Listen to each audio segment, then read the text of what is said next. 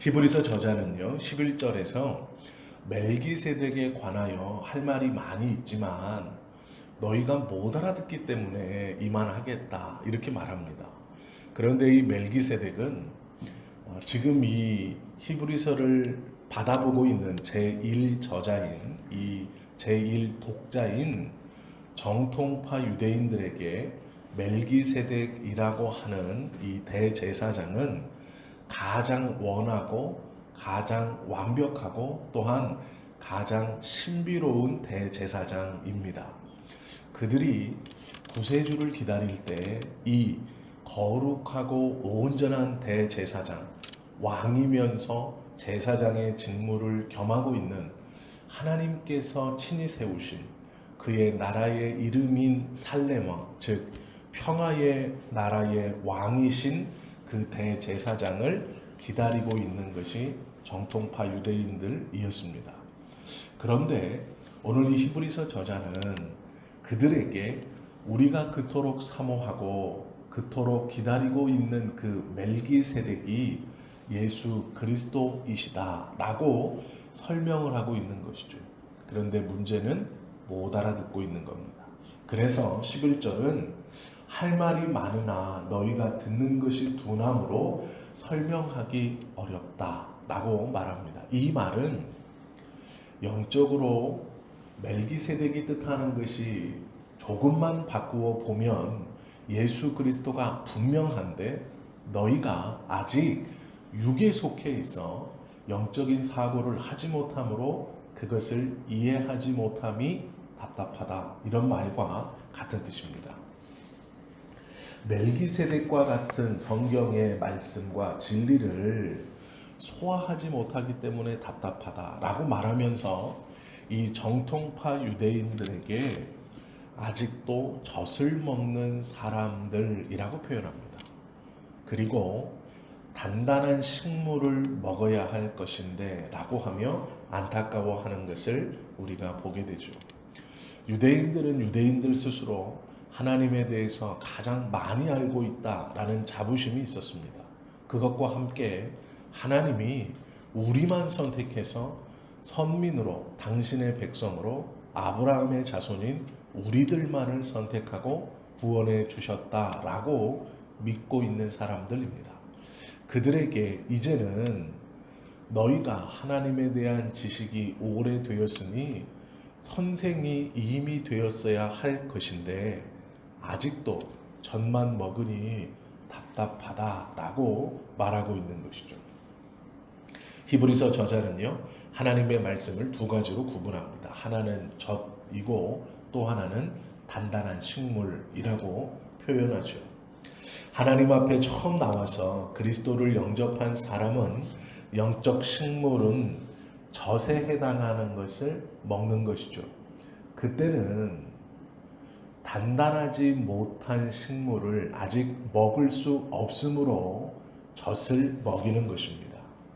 어린아이들의 소화를 생각해서 또한 그것과 같이 그리스도 안에서 어린아이의 자리에서 자라나는 이들에게는 젖을 주는 것이죠.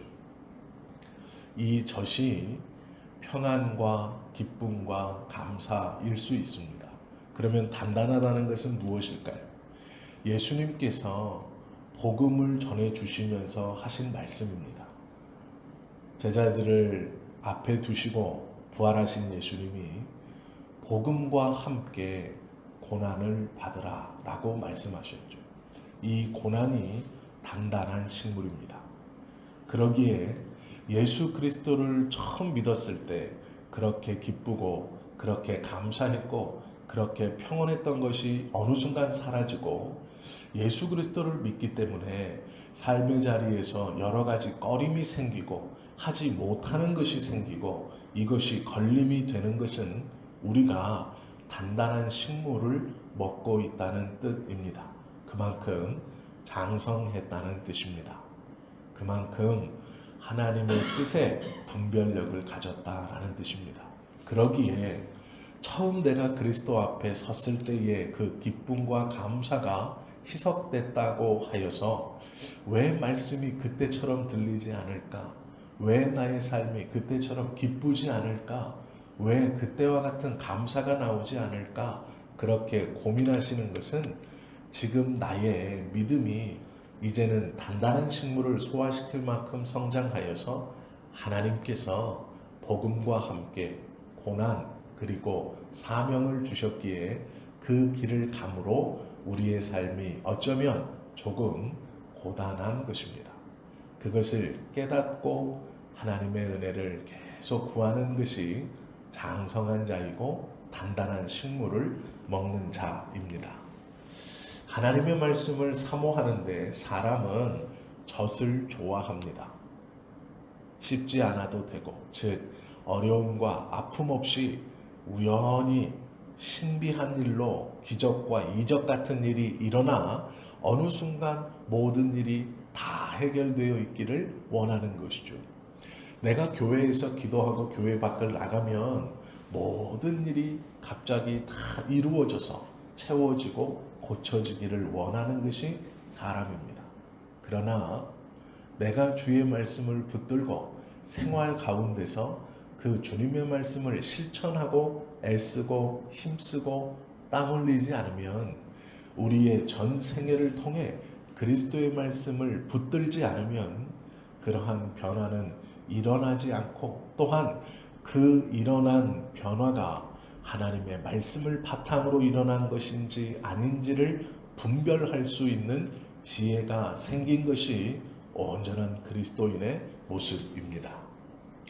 고린도전서 3장 13절 말씀은 이렇게 말하죠. 그리스도 안에서 신령한 자가 되어야 한다라고 말합니다.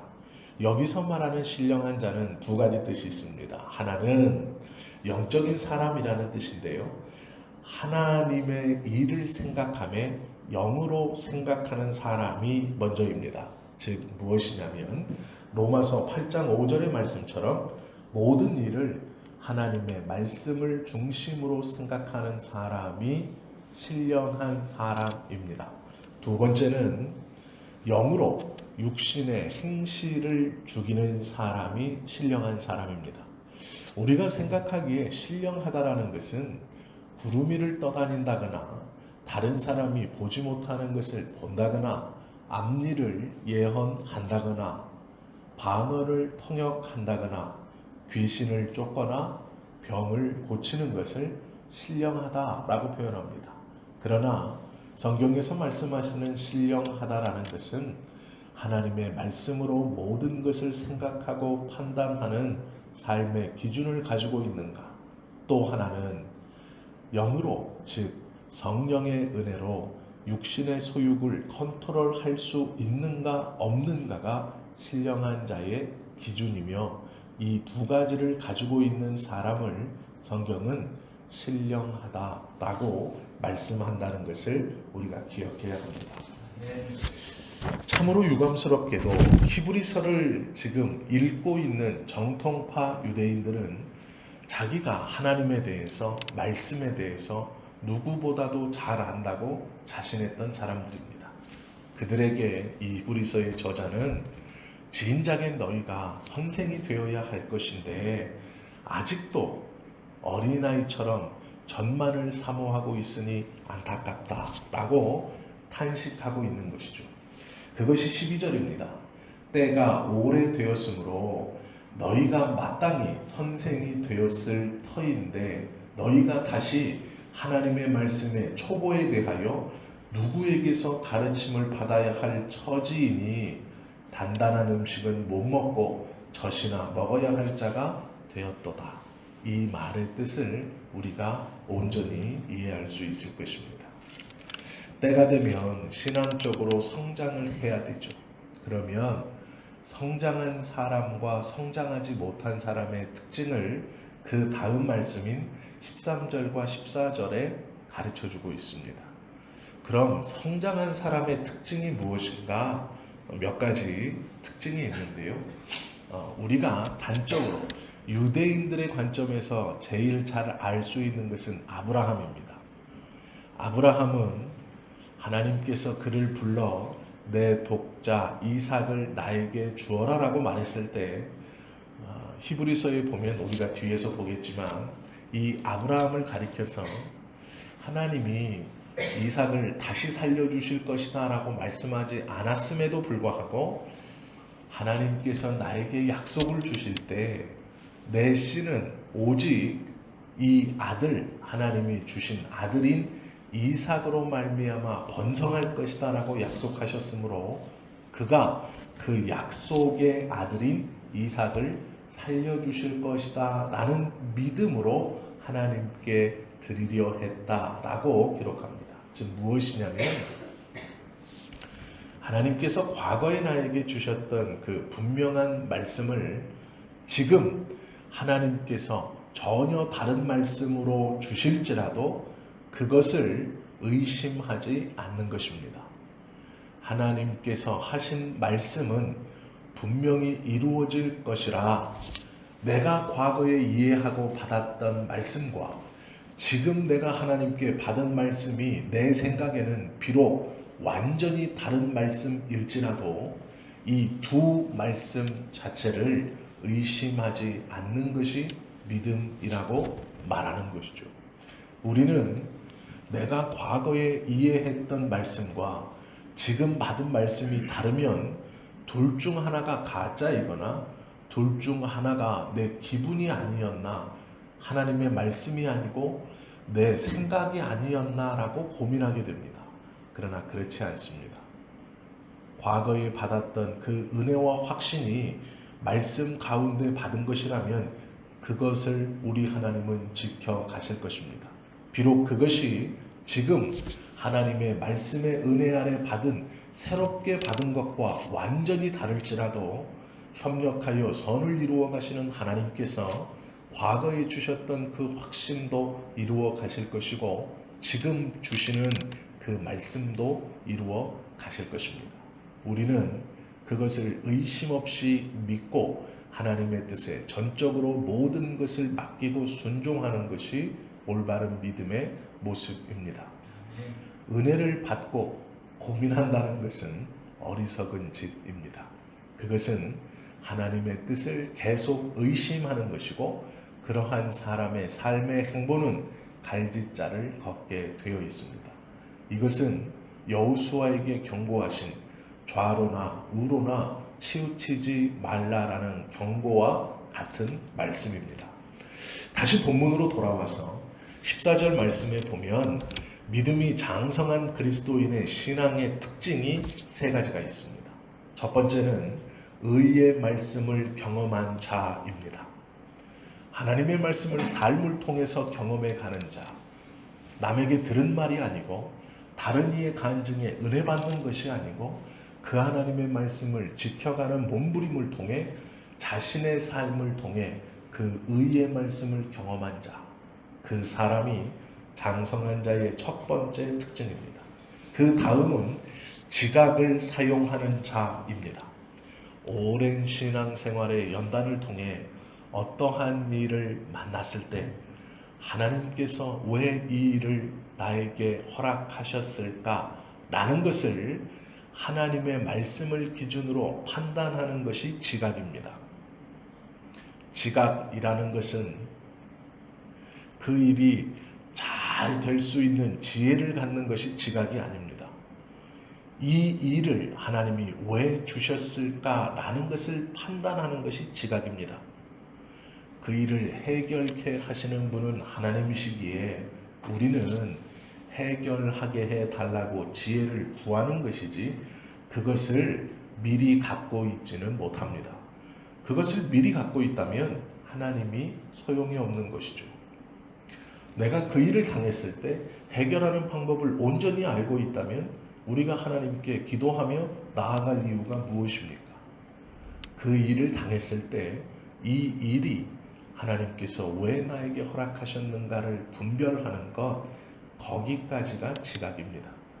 그리고 이 일을 통해 하나님이 나에게 원하심을 붙들었다면 그 하나님의 뜻대로 해결하게 할 수 있는 지혜를 달라고 구함이 그 다음이죠. 우리가 해결 방법까지 먼저 알고 있다면 하나님 앞에 나아갈 이유가 없습니다. 그리고 우리의 해결 방법은 온전한 해결 방법이 절대로 아닙니다. 하나님의 은혜와 인도를 받지 않고 해결하는 것은 지금 잠깐의 해결 방법은 될 수 있지만 그 일이 우리의 삶에 동일하게 또 일어날 것입니다. 왜요? 하나님의 방법으로 온전히 해결되기 전까지 그 일은 반복될 것입니다.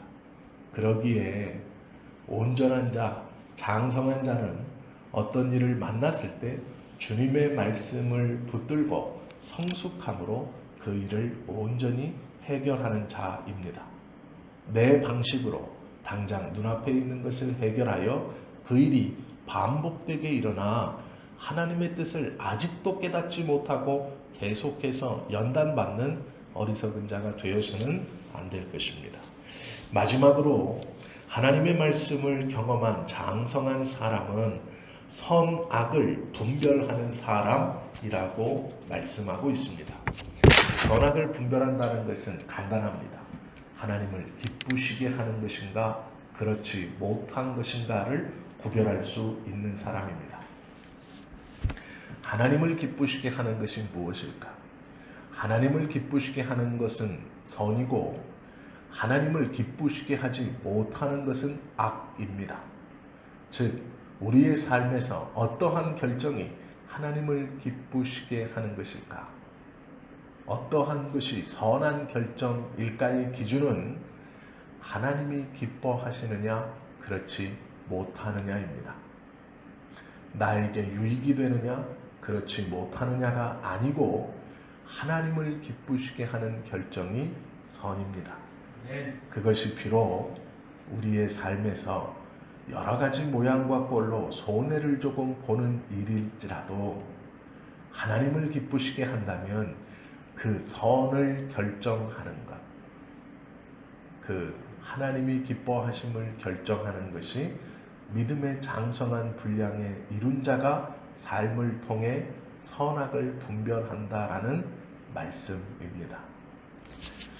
오늘 우리가 짧게 이 11절부터 14절의 말씀을 나누었습니다. 저와 여러분 모두는 젖을 먹고 만족하고 사모하는 자가 아니라 단단한 식물을 먹으며 하나님의 기뻐하시는 뜻을 오늘 하루도 선택하시고 그 선택을 기뻐하면서 우리의 삶에서 일어나는 손해조차 하나님께서 책임져 주신다는 믿음으로 오늘 하루를 기쁘고 감사하게 그리고 주님의 말씀을 붙들고 믿는 자로 당당하게 살아가시는 저와 여러분 되시기를 예수님의 이름으로 축원합니다. 기도하시겠습니다.